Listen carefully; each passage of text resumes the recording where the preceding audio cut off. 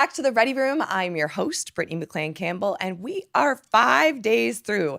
It feels like, in one sense, we've been talking about Para Worlds forever, but it also just got started. 5 days through these Para Worlds Swimming Championships, and there has been no shortage of excitement. The Canadians are doing phenomenal. So far, 8 medals in the pool, 2 gold medals, 1 silver, and 5 bronze. We're going to spend some time chatting all about it today. But first, I want to introduce the guest that's going to help me do that. So today, I'm very, very lucky and excited to be joined by 5-time Paralympic champion. She also happens to be a medalist at the last 5 consecutive world championships spanning from 2013 all the way through 2023. That is 10 years of success, ladies and gents. As a proud Newfoundlander, she has recently received her honorary doctorate degree from Memorial University. And as of 3 weeks ago, she is a new wife. So you bet I'll be asking all about the wedding details. Please welcome Cat Roxon.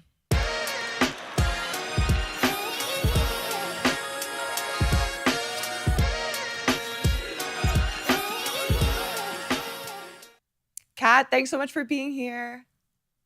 Thank you so much for having me. I have to start by asking, I believe only 3 weeks married. So how is newlywed life treating you?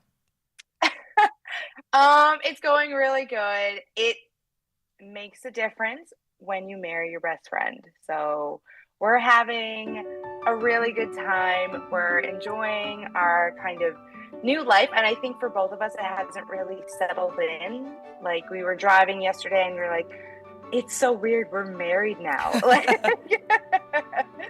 I don't think it's really settled in. I think it's going to take a little bit more time, but it's going really good.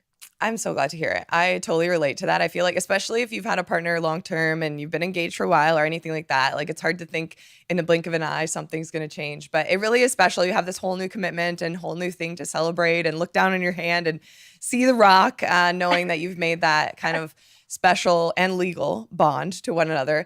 Talk to me a little bit about the wedding day. Was it everything you imagined it would be, and how did things go? You know what? The only thing that went to plan was the people that showed up. That was it. Everything else was not at all how we planned it.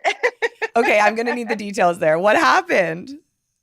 So our wedding day was supposed to be outside in this beautiful garden area, and everything was set up, everything was planned, and it was great. And we had everything we needed. And the day of, it was torrential downpour. So clearly we can't have the wedding outside anymore. So now we move the wedding to an inside space, and which is great. Yeah. But we have no decorations. Oh. The chairs show up over 2 hours late. Oh my God. I'm still not at my place getting ready. We don't have a backdrop, nothing. So, but I will say the people that came together and helped put off this wedding are the real MVPs, because otherwise we would not really have any wedding. Oh my gosh. I love that. And it honestly is kind of it's a reality check to, like, what is this day all about? And I know it rained on my wedding day as well. And I'll be the first to admit, I had my, like, one bridezilla moment of, like, when it started raining, I was like, but I pictured everyone outside and it was going to be beautiful. And everyone's like, Britt, they don't know the difference. Like, take a deep breath. It's going to be okay. And then you're like, okay, the whole reason I'm here is to celebrate with my partner and everyone that came to support us. But it is really like, I worked so hard to make this beautiful day come to life. So I really do. I'm very impressed that you were able to just, like, hold your composure. Did you at least, like, dance the night away? Was the party a good time? Oh, honestly, by the time I showed up to the ceremony location, I was like, people were like, okay, this is not there. This is not there. I was like, you know what, guys? Doesn't matter. We're here. We're going to have a good time. Don't worry about it. It is what it is. And the rest of the, like, besides the fact that nothing went to plan, it was a gorgeous day. Like, it was amazing in every sense. We loved the day. It was wonderful. Danced. My feet were so sore afterwards. And I'm very grateful my husband is a massage therapist, because my feet got some very loving, tender care afterwards. Honestly, girl, that may have been the smartest decision you ever made, to marry a massage therapist. That is genius. But it sounds like an imperfectly perfect day, and you were an absolutely beautiful bride. So congratulations. I could chat all about wedding things with you, and we'll save some of that follow up for another time. But I do want to just catch up quickly on life. You decided to take this year out of the pool to focus on both your physical, your mental health. Tell me about how that process went and where you're at with everything right now. I feel like it was an easy decision to make, to take this time off, to have a break, because I've been doing it for 20 years, being on the national team for 20 years, and it was a lot. It's a lot on your body mentally. It's a lot on your body physically and emotionally. You go through this entire roller coaster every single day of the year. So for me, I knew that I needed to take a break. And my dad is my coach, and he fully supported me. My family fully supported me. My fiance fully supported me. And it was great. And the national team fully supported me, which was amazing to hear. And it was good to kind of take a step back and do other things outside the pool and not just be Katarina the swimmer. So it was an easy decision in that sense, where I knew my body and my mind needed the break. And I've learned over the course of my duration on the national team that sometimes it's really good to listen to your body. So it was great in that sense. And I mean, I've been super busy since taking my break, and it was probably one of the best decisions I've ever made for my swimming career. I think it's such an important reminder too, because I think the sport has evolved with us as people in a sense, right? Like if you asked me 10 years ago when I retired, did it look like, people having the opportunity to take a year off and come back? That just like didn't really happen. But when you look at people's longevity of their career, like people swimming through their 30s and breaking new barriers. Like I got to talk to Nicky Turbide the other day, and like his perspective on the sport, he's acting like he's 15 again, and it's beautiful. And like if he had given up when things weren't necessarily going the way they planned, or maybe when it was easy to step away, he wouldn't be where he is today. So I think you taking that decision for yourself, but also knowing that also you want to be the best teammate and show up for people in the same way. You want to be the leader. I always said you want to leave the sport. I'm pretty sure most athletes, you want to leave the sport better than it was when you came in, but you also, in order to do that, you have to love it, and you have to have a positive, like kind of, you have to walk away with your head held high. And I think being able to do what makes sense for you in your career is so special. So it's so great to hear, and I'm so proud of you for doing it. And I'm excited to see what's next for you, whether you are one day again on the top of the podium or you decide to take on a different role. Like I think this is such an exciting time in your life. And so I do look forward to it. But on the kind of probably more difficult side of this, you're now watching your first world championships from the couch. So it's been, you've been on the national team for almost 20 years, like you said. You're 5-time Paralympian. Talk to me about what it's been like to watch the meet from this perspective, knowing that you're not in the pool in the same capacity you're used to being there. I will say, after, it wasn't even the first day of the meet done, I was mid watching the races, and I messaged Sabrina. She's my best friend. So I messaged Sabrina and I said, I think I'm having FOMO right now. Like, and she said, what are you talking about? And I was like, not from the training part of it, not the training part, but like competing. Like I've always been a competitor by nature in everything, regardless of what I'm doing. And I was like, I miss being able to compete. Like I love that feeling. I love racing. And it's weird to see all of my teammates doing so well. Like I'm so proud of them. But being there in Singapore right now and competing their hearts out, and I'm not there. I'm not even in the stands. I'm back home in Canada. Yeah. So it's a very different, it's a very weird feeling for me. But obviously, you know what? I'm always going to be cheering for them. I'm always going to be like on their side, rooting for them. And I think just at this moment, because it's my first time not being there, it's just this weird feeling that comes over me. I think that like feeling, the little bit of FOMO is actually like a really healthy and good thing. I talked to Aurelie a little bit about this as well, because she was saying she had some FOMO when she was seeing, like, pictures from Thailand and training camp. And I'm like, if you are still have a little bit of fire within you, that's going to be the natural reaction. I think I'd be more worried if you didn't feel any emotion and were like, I don't really care for it, because then you'd be like, okay, I should probably like not be doing this anymore. But it's kind of a reminder that you still have a passion and excitement, a willingness to want to do more, to get back in there. So I think that's a great feeling. And I think you should celebrate that in a sense. Well, thank you. Yeah. And you know what? It's exciting to see. And obviously, cheering on my teammates I've always done that, regardless if I'm here or if I'm in the stands, whatever the case, like I'm always cheering for them. And it's super exciting to see how well they're doing. So regardless of what my next steps will be moving forward, I'm always just going to be that cheerleader, cheering for them on. I love the cheerleader role, and I love that you play such a big part in that. So with that, these athletes better than arguably anyone. You've raced beside a lot of them. You've gone to training trips with them. You've trained every day with some of them. So we're going to kind of use you as one of our best resources possible to kind of highlight some of the things that have already happened so far at Worlds, and then we're going to quickly look ahead to what is still to come. So with that, I've kind of narrowed it down to about 5 athletes that have really, really made kind of a name for themselves here at these World Championships. And we'll talk about all that they've done so far. So let's chat. Let's get into it. This is what we're calling our hot topic this episode. So our first hot topic, our first athlete that is truly on fire right now is Mary Jibb. So Mary comes in. This is her first World Championships.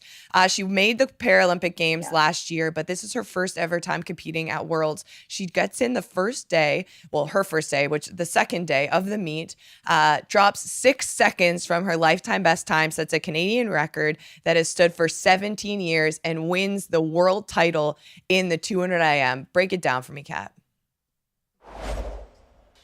Honestly, absolutely floored by her. I'm so excited for her. When I was on the team with her, just, met her, she was super quiet to herself, but she's such a sweet and genuine person. So even at the Paralympic Games last year, like, rooting my heart out for this girl to do best. And she's in my classification. So, you would think there's a little bit of rivalry, but there's not. It's just pure love for this girl. She killed it. She did breaststroke is not her best event, but she dominated in the rest of her events, or rest of her strokes, I should say. And she came out with such a wicked fast time. I was honestly floored. I was shocked. I sent her a message and I was like, you are on fire. What is going on right now? I'm so, so proud. It was honestly incredible. And to see that she's continuously doing that in her other events as well is amazing. This girl, she's just starting out and she's got an amazing career ahead of her. I think that's such good perspective when you mentioned that they're in your classification, because I didn't even factor that in, but it truly is like, especially you being a breaststroker, you probably didn't race her a ton, but with the medley, this is one of the events that you would have overlapped in. And so I would love to see maybe you take on some breaststroke work with her and put your coaching brain on. And it's phenomenal. I'm so impressed by her. Aurelie kind of teased it. She said she got a couple texts during training camp that said like, Mary Jibb is on fire. And like, I think she's going to do something. Can I point out though, because post-Paralympic years, sometimes people assume the times are a little bit slower, or some big names have chosen to take a year off, which some big names do take this time off. We know it. You're a great example of it. But that time that she just went, that 2:32, would have won gold in Paris by 4 seconds. So Mary's not messing around here. This is like world-class swimming, record breaker, puts her name on the map when it comes to probably the next few years. One of the favorites now in this event. Really exciting to see her continue to thrive. And I really do think this is what I'd call like her rise to fame, her party, her kind of like everybody put my name on the map thing, because this meet has been phenomenal. She's done 4 events as of this morning. and all 4 have been lifetime best times. 3 of the 4 have been Canadian record marks, and 3 of those 4 Canadian record marks were marks by Stephanie Dixon, who, when I think to para swimming, she's one of the greatest of all time to represent Canada. You've gotten to be a teammate with Steph Dixon. So to think that Mary Jibb is now breaking these records of Stephanie Dixon, you know, what do you even think when I say that?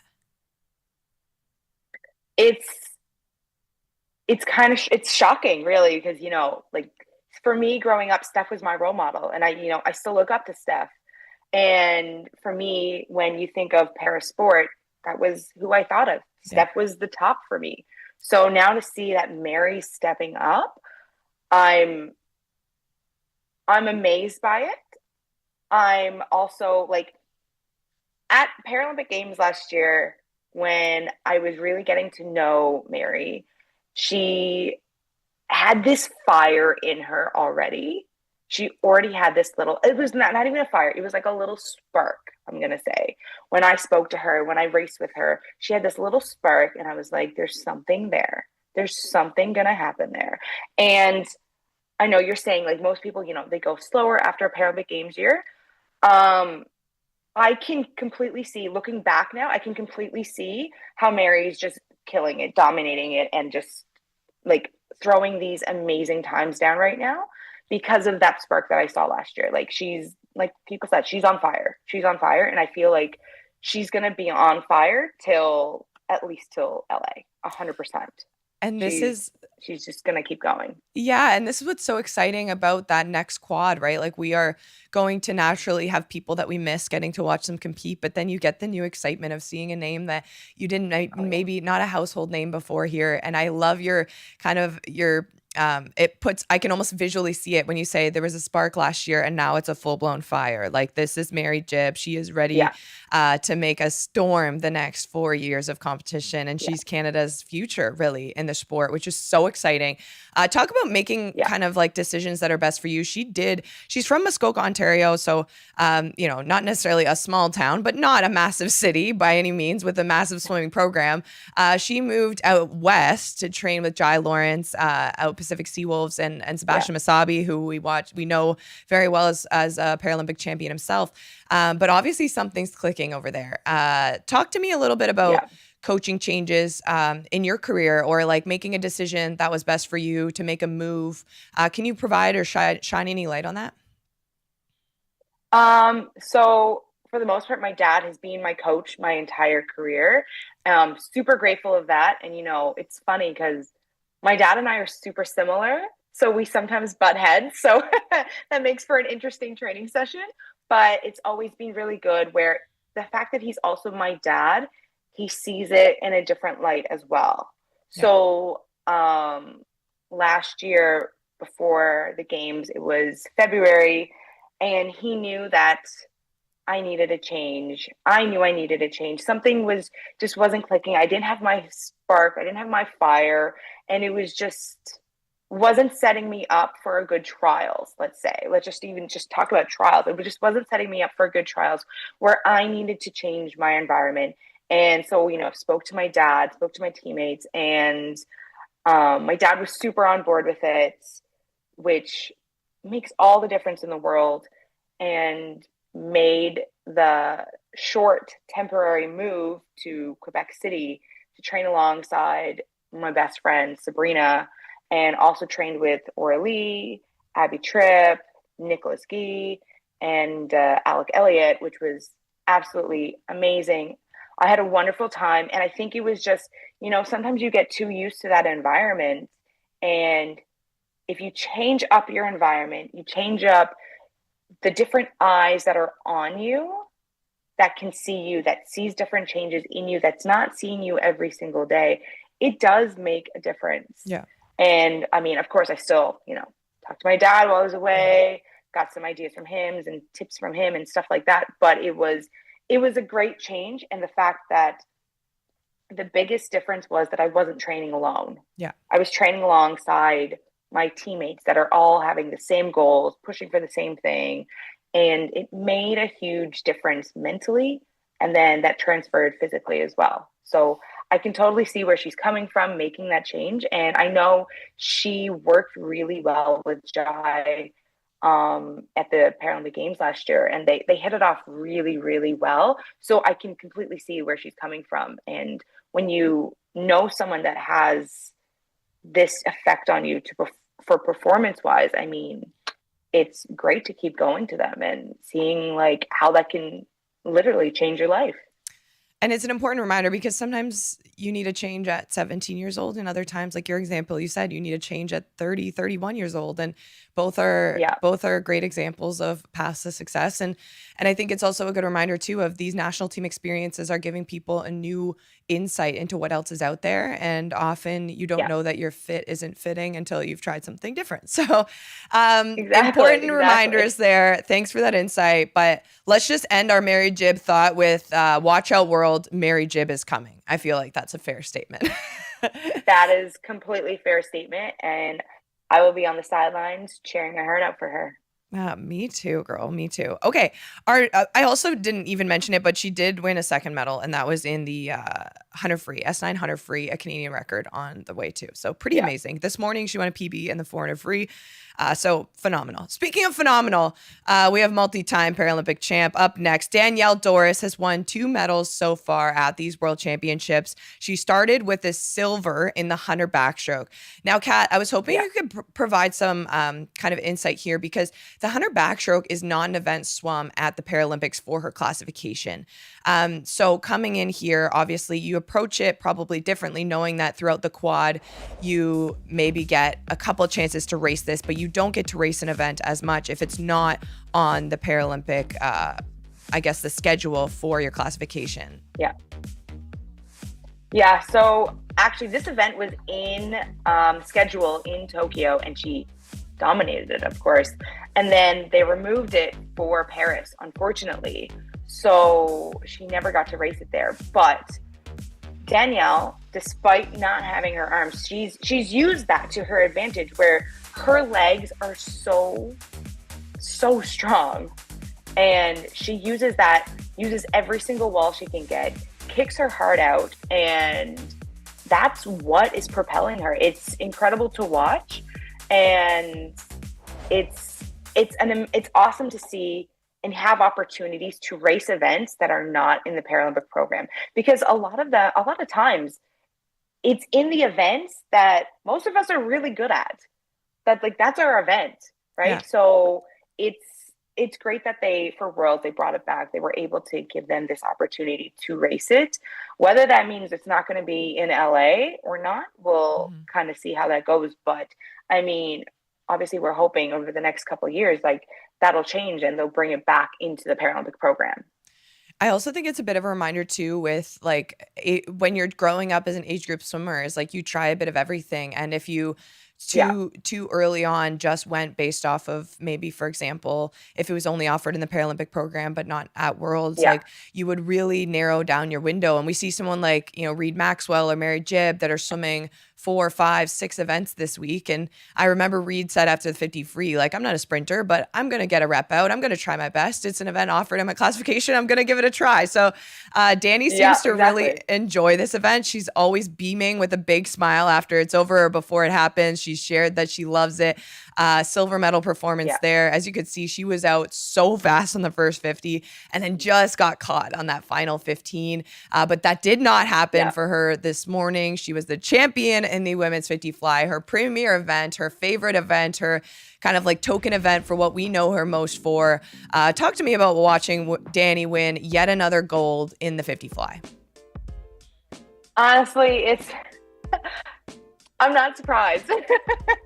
I know how Danny swims. I know, she gets her propulsion from those legs. Like I said, those legs beam her forward. And it was, as soon as she dove in, I already knew what was going to happen. And it was the only thing was, okay, is Mallory going to catch up? That's the only thing. Is there enough real estate there that Mallory's going to catch her? And it was perfect. 50 meters. We like it. Yeah. It was awesome. So really proud of Danny and just how she attacks this event. She goes in with her full heart. Yeah, and I love how you mentioned Mallory catching up, American Mallory Wegman, who they've gotten the chance to race each other for a while.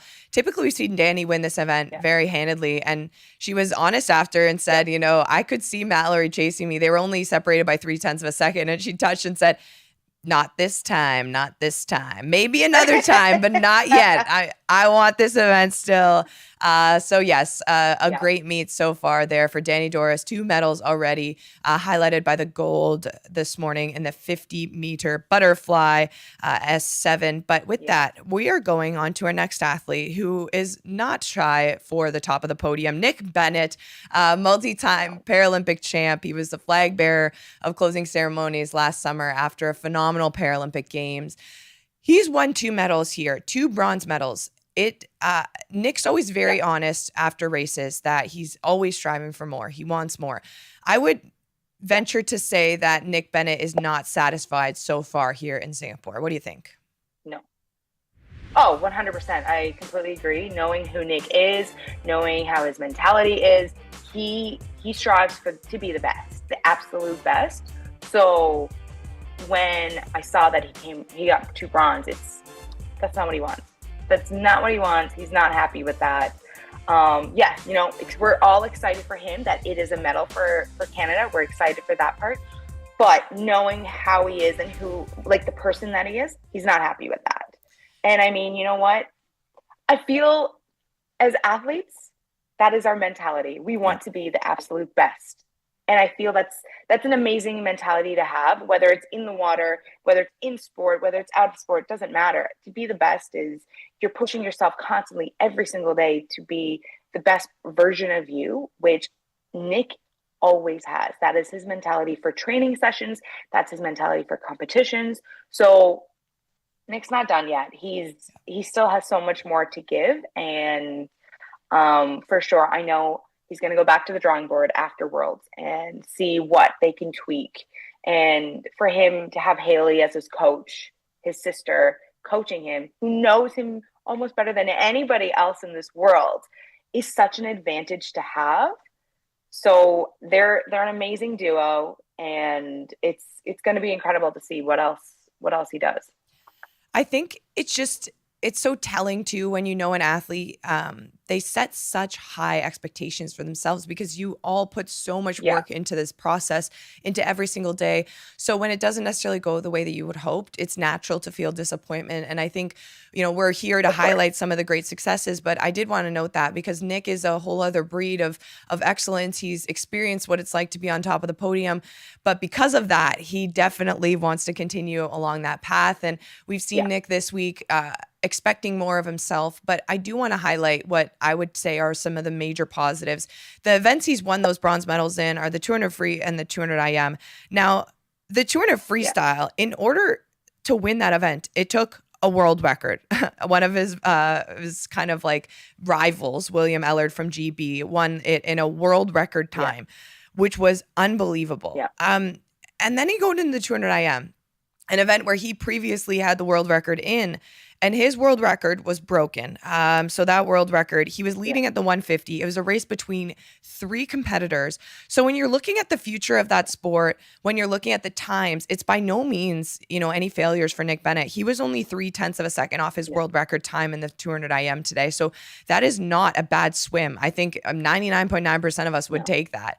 But I think it's just also, it's kind of a bit of a, okay, whoa, the rest of the world is catching up. And I think that sets him up really well for what next season is going to look like. And so, I think as much as this is, I'm sure a little bit of discouraging when he touches the wall and sees that, I think it's exciting for the future of the sport, knowing that he has 2 other people to push him in an event that they're all notching the world record down by 0.1 of a second. And I think by the time we hit LA, this is going to get really exciting.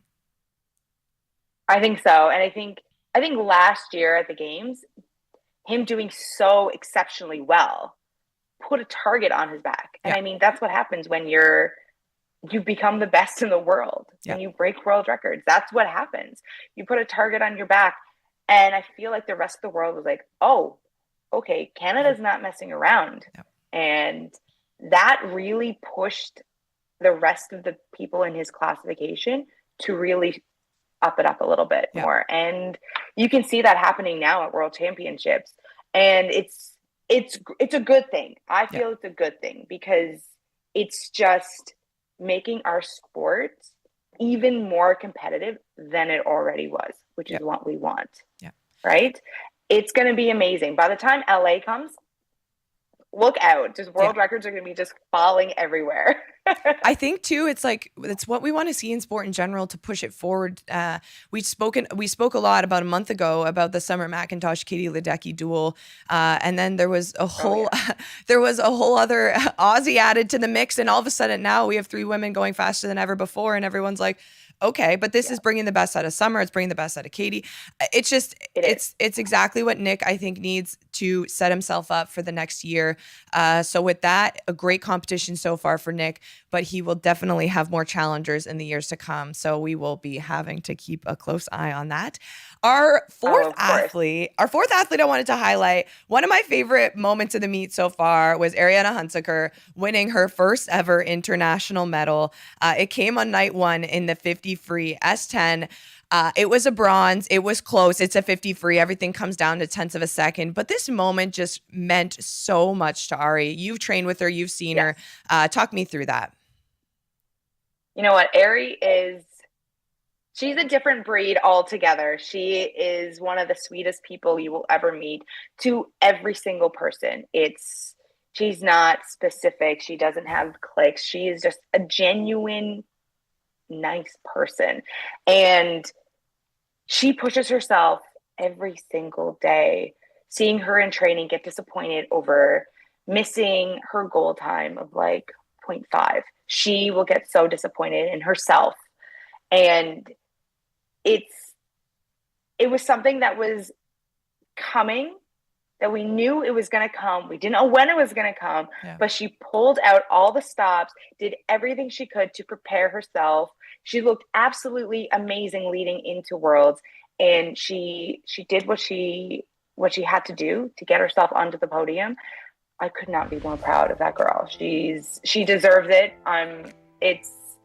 It's really a touching moment for me as well. Like, I love this girl, and I'm a little disappointed that I'm not there to give her this great, big, massive hug for how amazing she's doing. But she really, for the years I've known her, she's worked so, so hard at this event, and she really deserves this.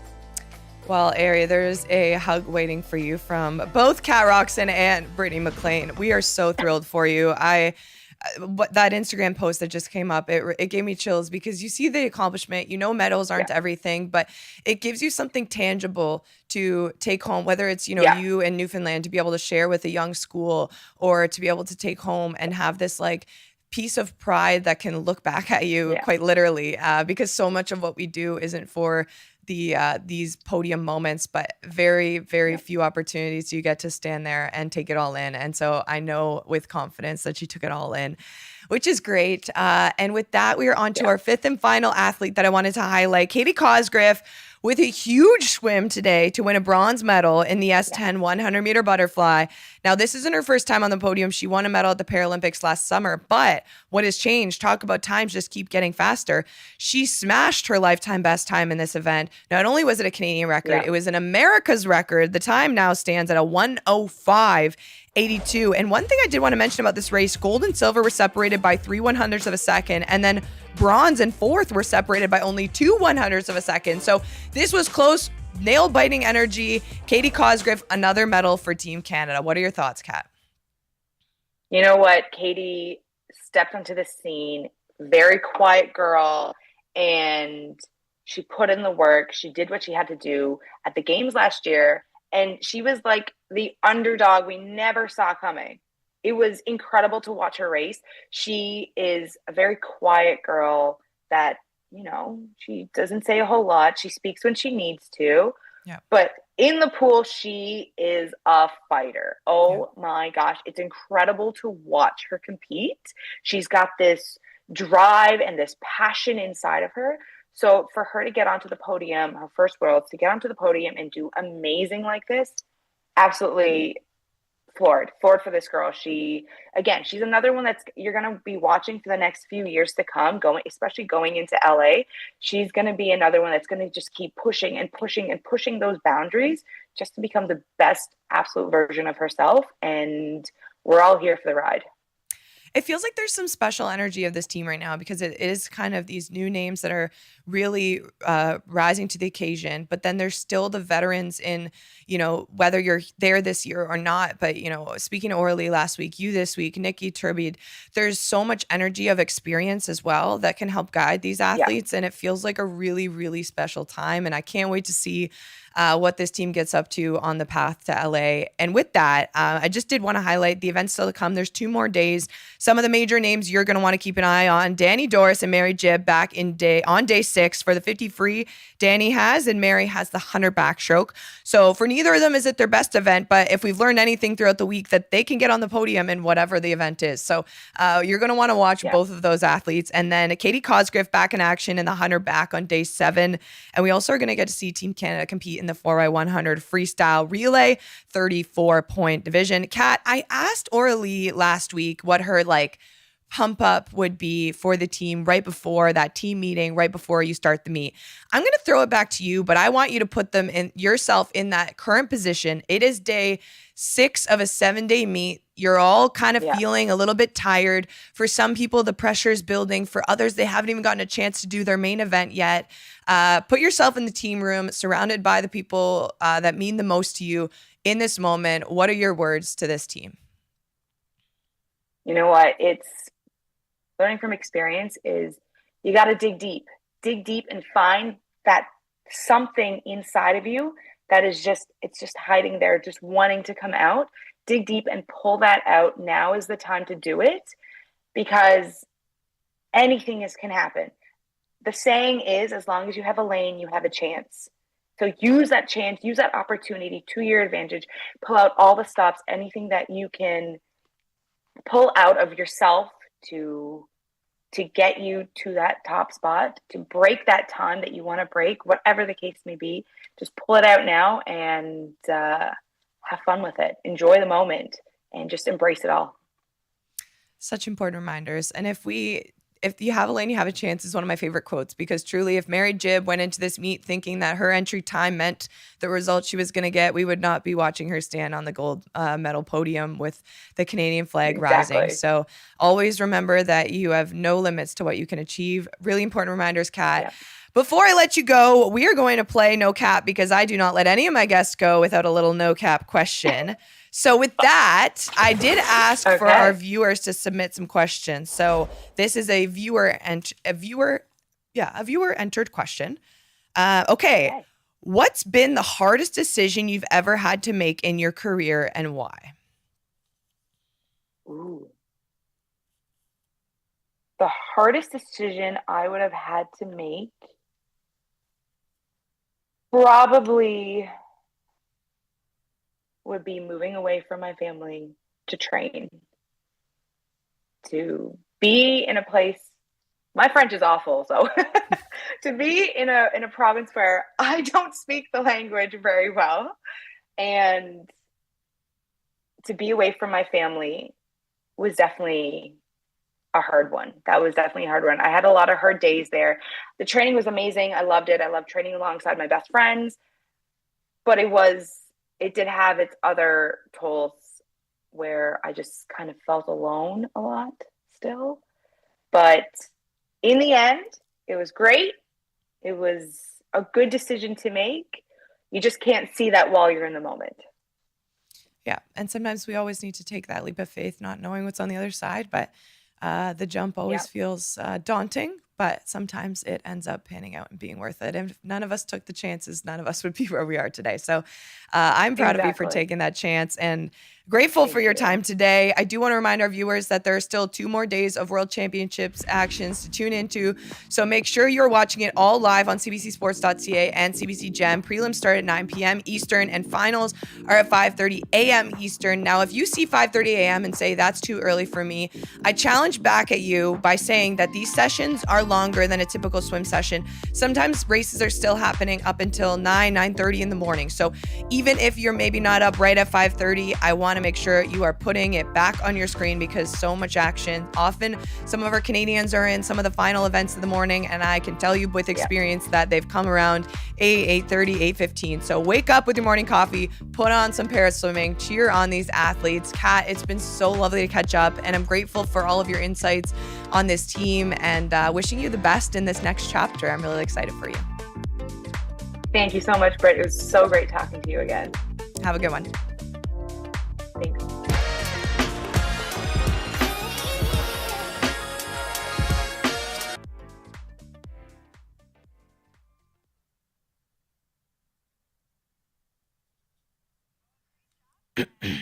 Thanks, Kat. Yay!